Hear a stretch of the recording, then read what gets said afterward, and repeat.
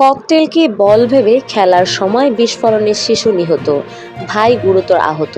প্রিয় দর্শক, এই সম্পর্কে বিস্তারিত জানার আগে যারা এই চ্যানেলটি এখন পর্যন্ত সাবস্ক্রাইব করেননি, প্লিজ চ্যানেলটি সাবস্ক্রাইব করে আমার পাশে থাকবেন। যশোরে খেলনা ভেবে কুড়িয়ে পাওয়া ককটেল নিয়ে খেলতে গিয়ে বিস্ফোরণে একই পরিবারের আহত ৩ ভাই বোনের মধ্যে একজনের মৃত্যু হয়েছে। উন্নত চিকিৎসার জন্য ঢাকায় নেওয়ার পথে সোমবার ১৯ মে দুপুরের দিকে শিশুটির মৃত্যু হয়। এর আগে সকালে শহরের শঙ্করপুর গোলপাতা মসজিদ এলাকায় খেলতে গিয়ে কুড়িয়ে পাওয়া ককটেল নিয়ে খেলার সময় সেটি বিস্ফোরণ হয়। এতে সাদাত হোসেনের ছেলে সজীব আহমেদ বয়স ৭ বছর, মেয়ে খাদিজাতুল কুবরা বয়স ৫ বছর ও আয়েশা সুলতানা বয়স ৩ বছর আহত হয়।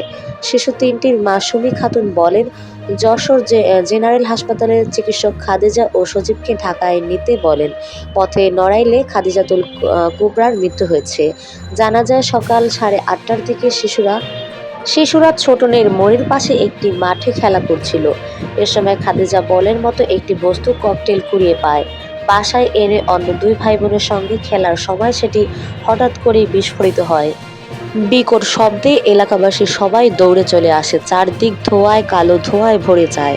তারপরে ধোঁয়া কমলে দেখতে পায় খাদিজার দেহ নিচে পড়ে আছে এবং বাকিরা আহত অবস্থায় মাটিতে লুটে পড়ে আছে।